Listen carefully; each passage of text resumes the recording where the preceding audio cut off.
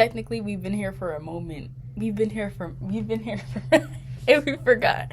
So this is just going Hi, I'm over. Victoria, though. Welcome back, guys. This is Jamae. Yup. Okay, and also, if you saw my last video, I said that it was Good Friday last Friday. I lied. It's actually this Friday. I just, I thought that week 10 wasn't actually week 10. I don't know what happened. So, let's just put that out there. I'm just here, chat. So, yeah. So now we're going over statement facts. This is our prompt that we got.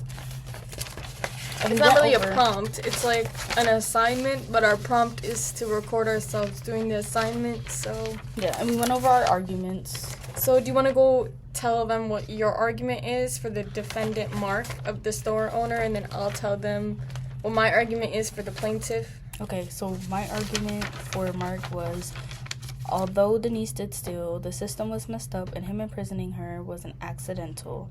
And then I said, upon the accidental imprisonment, Mark spent 2 minutes trying to fix the system. After that didn't work, he spent another 2 minutes looking through the footage to see if a firearm was present and instead saw that Denise stole liquor. Mark finding evidence of Denise stealing is technical grounds of arrest for larceny. So that's why the imprisonment is okay. What? I was gonna say tell them about these, like what you're using. Oh, yes, and I had to use, like, negating the initial intent, because the initial intent was not to imprisonment her. It, she was just gonna get away with it. And then, the statutory defense, which is, which is the New York General Business Law 218. And then the reasonableness of time, 2 minutes trying to fix, 2 minutes looking at the footage, and then he came back to her. I give it around roughly 5 to 6 minutes with the walking and the, under 10 minutes. She was imprisoned for under 10 minutes. So that sounds pretty regular to me. Okay, I am trying to say that the detention became willful and unlawful through Mark's secondary actions. I'm going to focus on the transition of intent, the lack of privilege, and the unreasonable manner. So my argument was that the initial reaction should have been to try to fix the system malfunction. The unreasonable manner here and time frame is met due to 2 minutes of the system down and then 2 minutes of shuffling through the footage where the intent shifted from an accidental trying to fix to a intentional confinement of the plaintiff.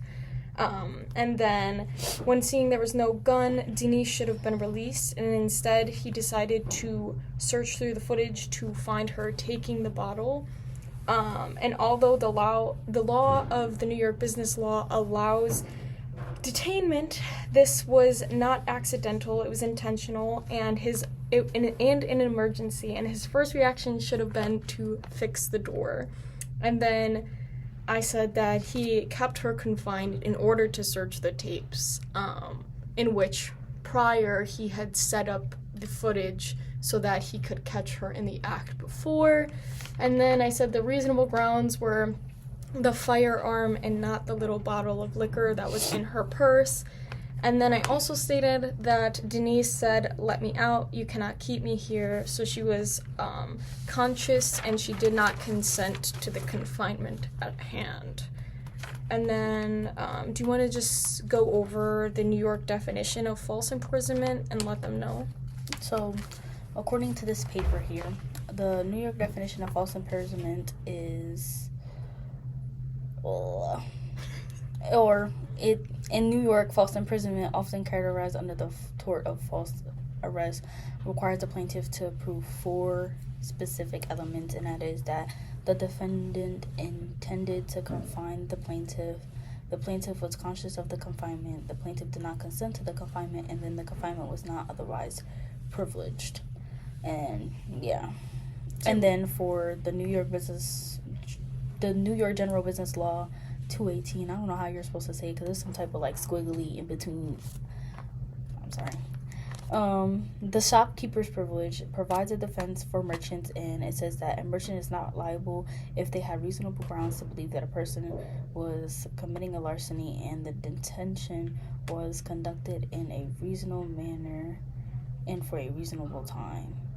So to like piggyback on my original argument, with this saying has reasonable grounds to believe this person, Mark, has had speculation of Denise stealing before this incident happened. Now, as far as like the detention being conducted in a reasonable manner, I wouldn't necessarily say that it is, because it happened out of nowhere. Like, it would be different if he manually clicked the security system and was like, hey, stop, stay there. But no, that's not what happened. Instead, it went off, because we don't know if that's true or not. Mm-hmm. And now, if I'm in a store and it automatically locks me, and I'm like, what the heck? Because I wasn't notified about it. That, just put a little, if and in there. But yeah. I also wanted to point out that in the fact pattern, it did state that the security system auto locks the entire store, disallowing entry or exit in case of a firearm being brandished, but it may also be manually triggered. Here, we do not know if it was manually triggered, so neither of us can argue whether it was or whether it wasn't. Well, Right, actually, but she we could do- argue yeah, 'cause that we do it know didn't. that it was broken, and that he contacted the Do also know that place. it had been operating improperly, and that Mark had filed a maintenance request as soon as he realized there was a problem. So it is falling on the side that it was not manually triggered, so I feel like that may not have been as necessary of a fact, but we're still adding it in there for the fact that it could become necessary later on, if Especially the with case him goes knowing higher. that she had already stolen before, so there's reasons to believe that he could have purposely Yes. did that. And now, moving on, I had wrote down the executive summary and a legal background. Right now, we're supposed to be going all over the statement facts, because we have to both agree on what needs to be added into that. So first, to go over the executive summary and then legal background, I said that the memorandum analyzes the potential liability of Mark, the defendant, manager of local corner store in New York, regarding the psychological damage of customer Denise, plaintiff, from being locked in the store. This case is relevant under the tort of false arrest, specifically, false imprisonment, which is the unlawful confinement of a person in regards to the interference with personal property, and that we must determine if the defendant's actions are privileged or unlawful under the New York state of law. And then legal background. In New York, there are two different things that can be applied to this case. Those are the false imprisonment lawsuit that requires the plaintiff to prove the 4 prongs. And then secondly, another thing to consider was the New York General Business Law, Penal Code 218, which was the shopkeeper's privilege, which just basically states that a shopkeeper has the ability to detain someone if he feels they are committing larceny, and it's in a reasonable manner within a reasonable amount of time, because they still are worrying about the safety of the person in that instance, and they need to hold both parties accountable. What is that squiggly called again? It's a penal code. Penal code. So it's like Now I know where what you it can is. look it up. So like, yeah. Cause I'm like squiggly thing 218. But yeah. So now for the statement facts, it says Another thing real quick I wanted to add in here is I'm probably going to be really harshly advocating for the language of the fact pattern, because it says that here, Mark walks up to Denise and says, "You can't leave. I saw you put that bottle in your purse." And Denise responds, "You can't keep me here. Let me out." Well, even with that, you can argue that he didn't see her put the bottle in the purse before watching the video, but when going back to watch the video to look for the gun that may or may not have set off the security system, Right. that's when he saw it. And then now, because he saw that, that's his reasonable grounds. And just because you brought up the gun, here it says that he attempts to reset the system for about 2 minutes, but after failing, he goes to check the tape to see if there was a gun brought into the store. Instead, Mark saw Denise put the bottle into her pocket after another 2 minutes. So, like, for 2 minutes, he is trying to reset the system, but failing. So he goes to check the tape to see if there was a gun, and then another 2 minutes goes by where But he's you just don't know in there if the 2 filing through minutes, footage. Like, what if this paper is trying to say that the 2 minutes used to look at the tape is when he found. So instead of finding the gun in the 2 minutes, he instead saw her putting that in the bag. So it could have all happened in 2 minutes. Like, the looking for the gun could have been like, okay, I'm looking, but instead of finding a gun, he then sees the bottle. And now instead of focusing on the gun, he's focusing on the bottle, because now it's like, forget the gun. But 2 minutes is a really Bottle. long time. Like, when you're shuffling through footage, you just have to look through the specific time. Because she's a regular. He knows when she comes there. So, like, that's in the fact pattern as well. So, you have to look through one specific set of times. But instead, he looked further than that for the 2 minutes just to get what he needed. Like, he was like, oh, I saw you put that bottle in your purse. Mm-hmm. And then he wouldn't let her out. And then, what's crazy is that it automatically unlocks. I'm a little like, I mean, I feel like if he manually pressed it, then he didn't.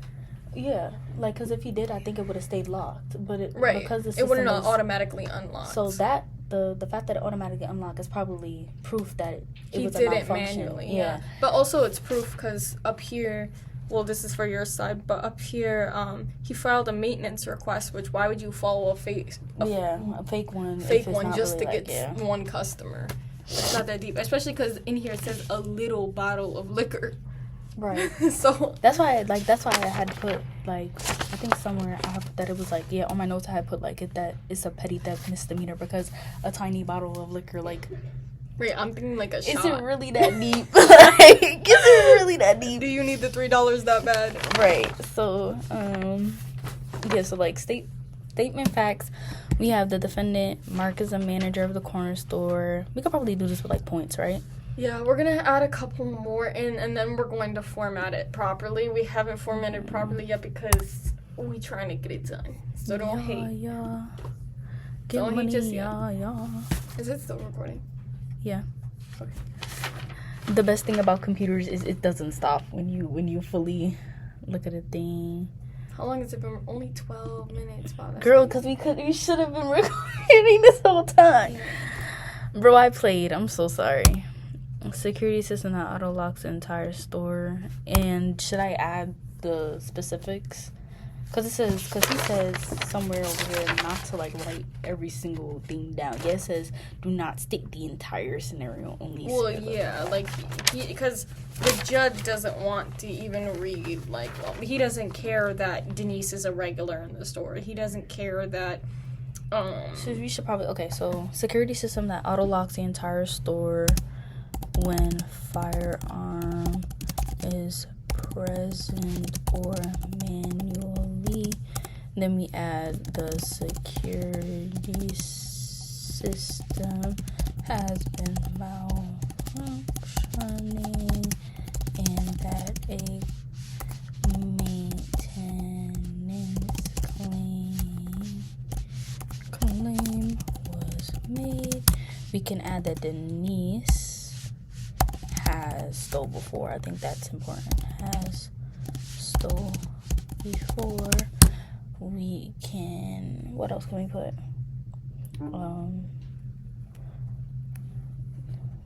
We could put,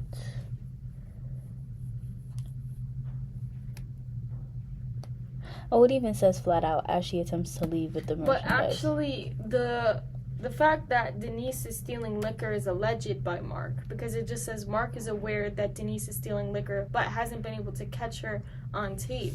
So, like, So if do he we hasn't put had any allegedly or definite just take it proof, off? it would be alleged. So like, Mark alleges Denise is stealing liquor. Allegedly. Because there's no proof to it. You know, he hasn't been able to catch her on tape. And then, should we add that he purposely moved the camera? I think we should add that in. I think that's relevant. He said he purposely moved the liquor. Yeah, he moved the liquor in a way that it was more visible to the cameras, and thus anyone stealing it would be seen by cameras. Purposely moved liquor into camera view. Then, now at this point, we can get into the nitty gritty, which is that Denise placed a small bottle of liquor in her purse and attempted to leave with the merchandise. Bottle. But the system malfunctioned and locked her into the store automatically. Leave. But was automatically locked into the store. Automatically locked in. Malfunction. According to the thing. Yes. And then it says, Mark tried to reset the system, 2 minutes. Okay. Failed, went Mark to check tape. Attempts to reset system. I'm gonna just do 2 minutes. Yeah. And then, fails, goes to check tape to see if there was a gun brandished.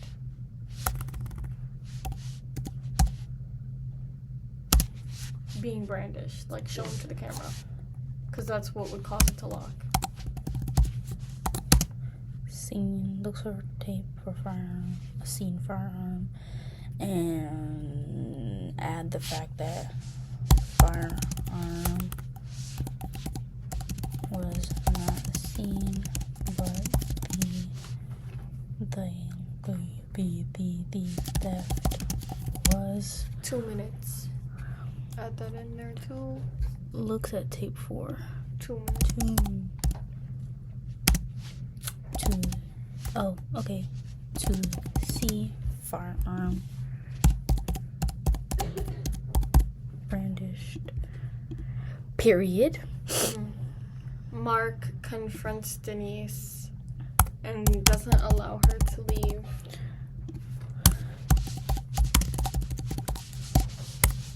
And Denise responds. Wait. Tell me his exact words. You can't leave. I saw you put the bottle in your purse.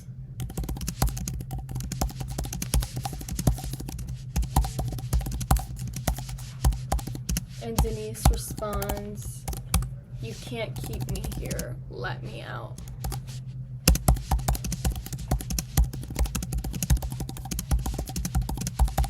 Perfect. And then before Mark could respond, the system disengaged and Denise left with the bottle.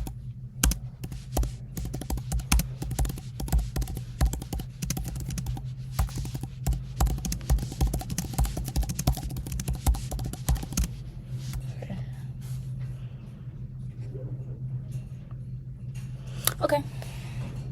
So now we have statement facts. We have legal background. So going over statement facts, the defendant Mark is the manager of the corner store. Yeah, can you read them out loud to me and I'll go over this scenario? The defendant Mark is the manager of the corner store. A local corner store. Make sure you say local. The defendant Mark is the manager of a local corner store. Security system that auto locks the entire Wait, no, store. if you're gonna do that, put the plaintiff Denise, because you should identify them both. So put that she's a regular? But you said that doesn't matter. Well, if we're gonna define like Mark as the manager of the store, we haven't defined who Denise is at all. So I guess we would say Denise is, what does it say here? Hold on. Denise is a regular at the store. I guess that's, yeah, regular customer. Perfect. Okay, the defendant Mark is the manager of the corner store. The plaintiff Denise is a regular customer. Security system that auto locks the entire store when a firearm is present or manually the security system has been malfunctioning and that a maintenance claim was made. Denise has stole before, allegedly, purposely. Oh. Did you put that he filed a request? Yeah. I said the security system has been malfunctioning and that a maintenance claim was made. Like he made a claim. Then it says Denise has stole before. I'm going to say Mark purposely moved the liquor into camera view. Denise placed a small bottle of liquor into a purse and attempts to leave.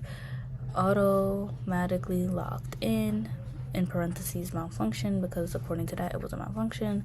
Mark attempts to reset system for 2 minutes, failed.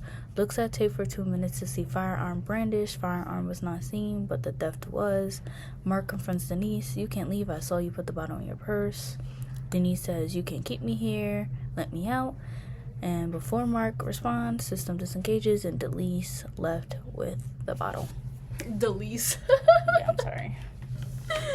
Alright, so that's pretty good. I feel like that is at least all the relevant Facts. We left out some stuff, but like I feel like it's not really that relevant.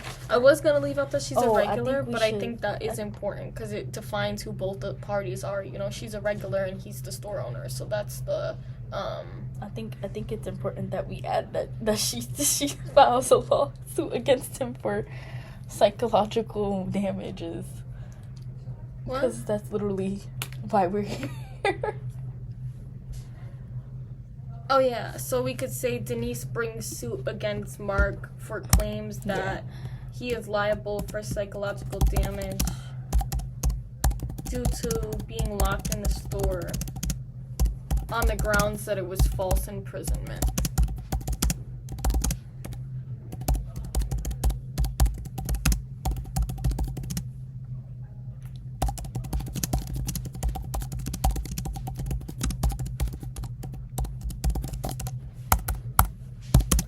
And then lastly, after incident, Denise makes a claim against Mark for psychological damages under the claim of false imprisonment. Makes a suit. So I don't say claims twice. I hate repeating words. Sorry. I think that's pretty good. Let me take a look here.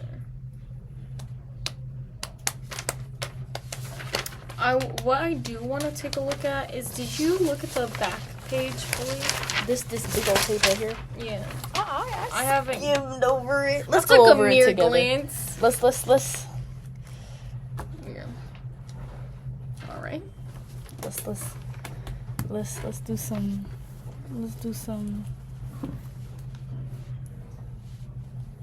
Okay, we determined the client's alignment in the case.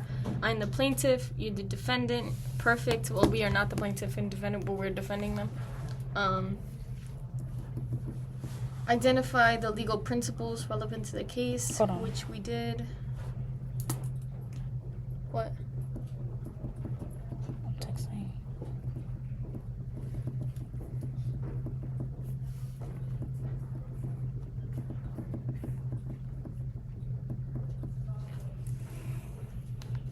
Okay, what did you say?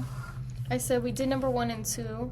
Okay. And then number 3, because the legal principles were given to us, like the New York business law, and then the definition of the false imprisonment. He said don't go anywhere external for anything. Okay, so don't do external. Use these tests to generate a set of presumptive positions by taking the side favorable to your client, which we did. We both laid out our stuff and then came together on what was like unbiased. Mm-hmm. From the set of presumptive positions, select your actual positions. Okay, so now we have to say who we really think is right. Yeah. Which would obviously, you would be vouching for Mark being right, and I would be vouching for Denise being right. Mm-hmm.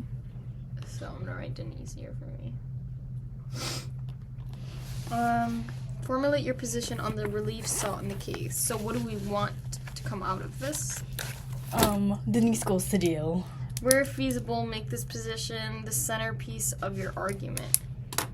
Formulate position.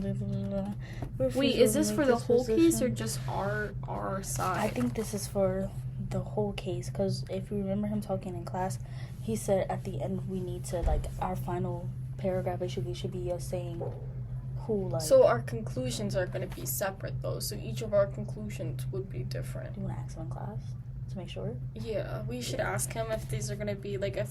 Because I think he said each conclusion would be separate, which means that my relief would be different than your relief, but the court would probably make us come to, like, some sort of plea agreement.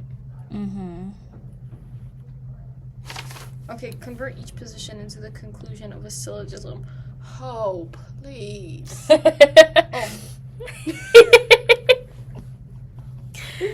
She didn't Please mean beep that.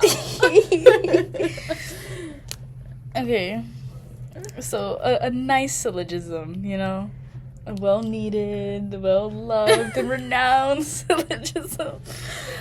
For the contract to be enforceable, the consideration for the deal must still be available at the time the deal is meant to be completed. Case.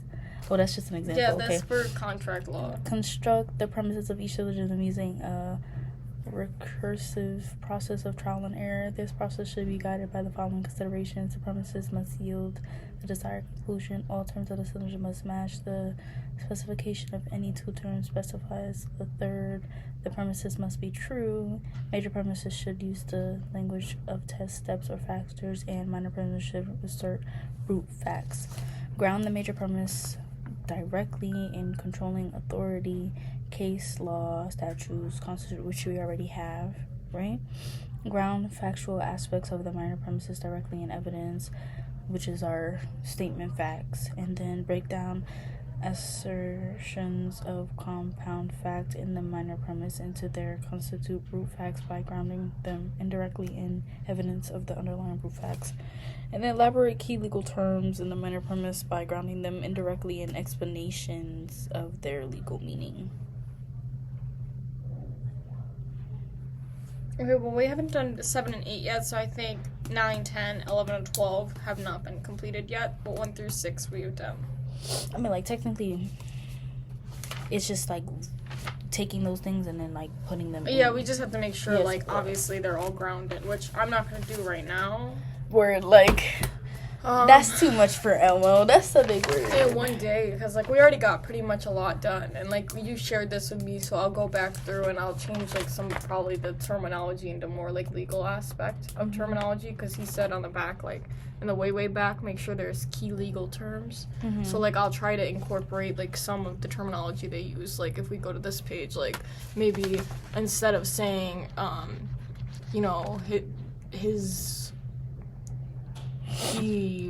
was an accident and then it wasn't, I'll say the transition of intent was so should prominent. Should we type out our arguments as well? And just put them Yeah, in? and then Okay. we could just, like, figure it out after, you know? So, do you want to type it first? You can. Hey! Funny seeing you guys here. Girl, type your argument. Is What this do you it? mean? Is that it? I'm not doing that. Girl, Not right while now. we're here, No, you still I- have 2 minutes more, so, like, That's type too out the many. argument. Exactly. That's how long you look through the footage. Type out the argument. Type out yours. Type out yours first, and then I'll do mine later. Seriously, I'll do mine later. You see this? You see this? You see this, Professor Dixon? That's his name, right? Yes. Okay. Why did you say it like that? Because I wanted to make see sure this, it's Professor- right. You see this, Professor? Okay.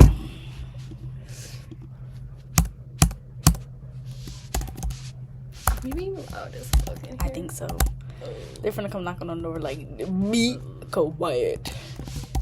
I'm about to be like, sir, I gotta go. What do you mean? Okay. Okay, well, since we're at 29 minutes, I'm just gonna give a little overview and be like, thank you if you watched this video. I know you did. I don't think they're gonna be Professor. watching this. Only I know him. they're probably not going to, but Oh. I'm still gonna say it. Word. All right. If you did, thank you. If you didn't, who cares? But hey, Professor. Sorry. I will. Can you put a bleep over that?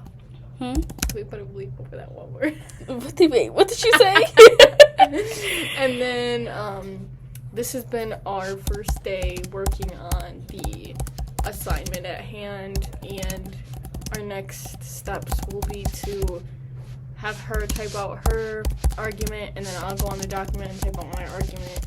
And then next week we'll probably run through everything, make sure the formatting is good, and all of that good stuff. What does this do? Goodbye.